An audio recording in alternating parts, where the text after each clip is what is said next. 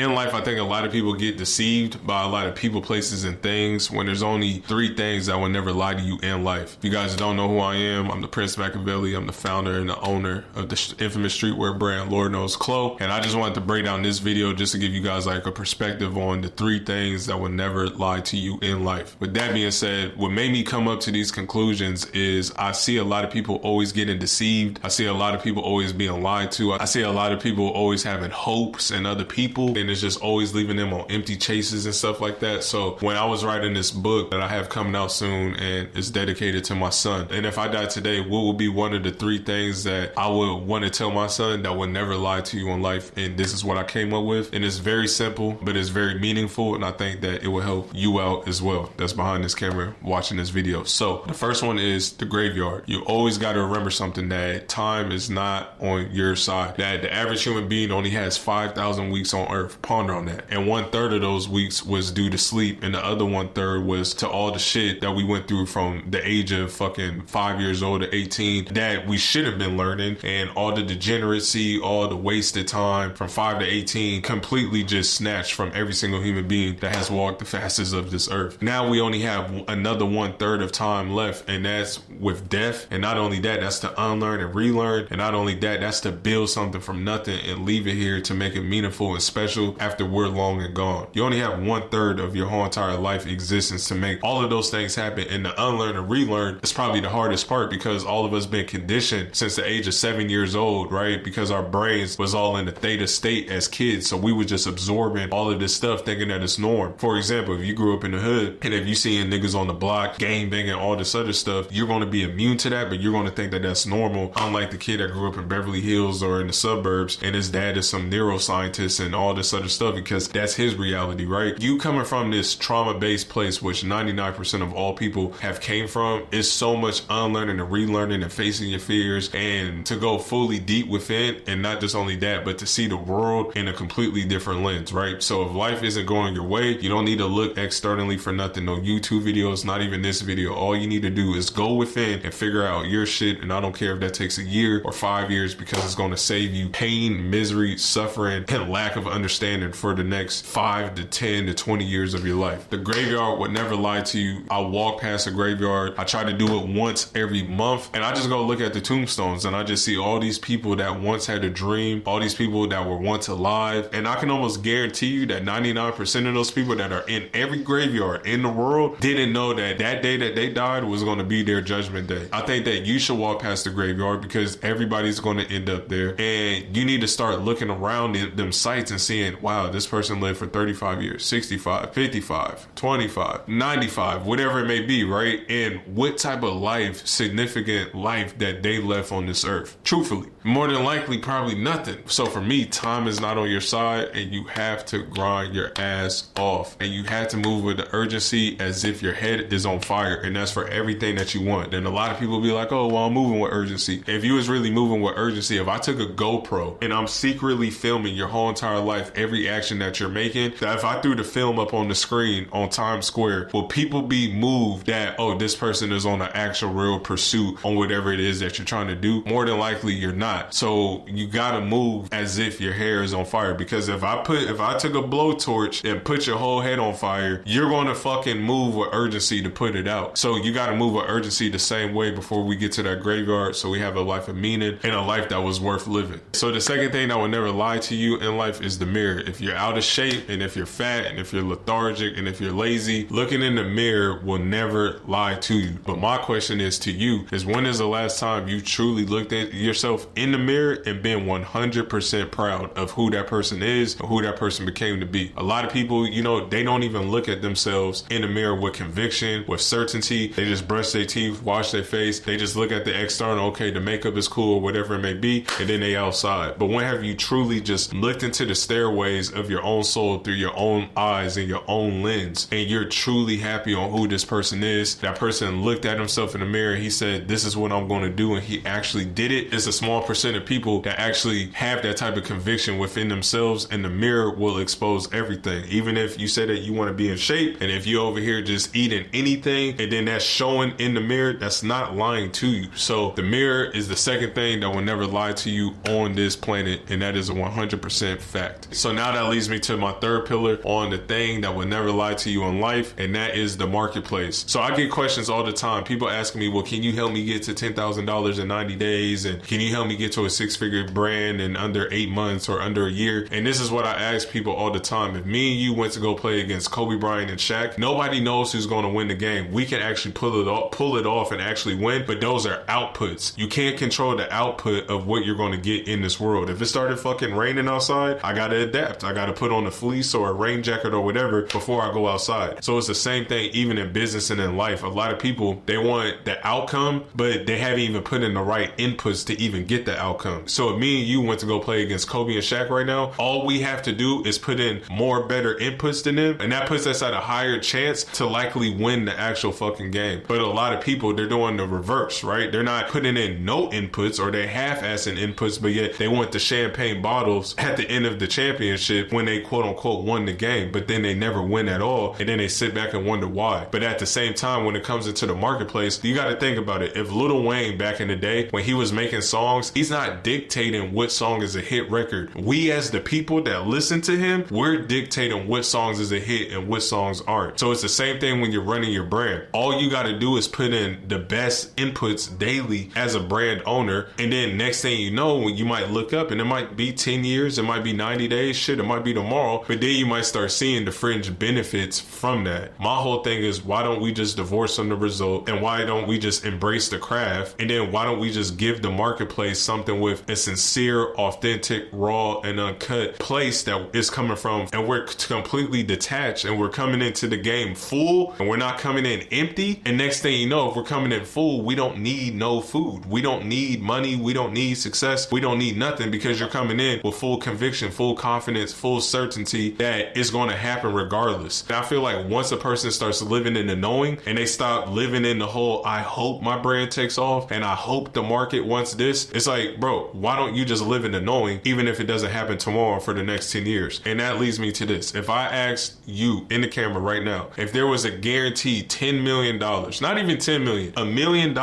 in the next 12 months, and it's a 100% guarantee for your clothing brand, you will wake up completely different. You will treat people daily different. You will wake up in such a king or queen type DNA of energy, because you know that it's a guarantee. So my question to you is right now, why aren't you moving like that now? Because the matter of the fact is that you have uncertainty, and you're hoping and you're praying, and you're not moving with full conviction, and that's why you're not getting what you want. But at the same time, the marketplace, they dictate what is valuable. So my whole thing is, why don't we just keep putting out product to the marketplace? We're not failing, we're getting critical feedback, and we're just pivoting and pivoting and pivoting until we found that one thing that's sticking with the audience that we trying to sell to, and we over deliver and we outserve everybody else in that market, and now we become the first in that market, and now 90% of the market is running to us, and now we became the iPhone of that space with your clothing brand. So if you guys like this video, I got a free workshop below. Please comment, like, and subscribe, and I'll see you on the next video. Machiavelli's out. Peace.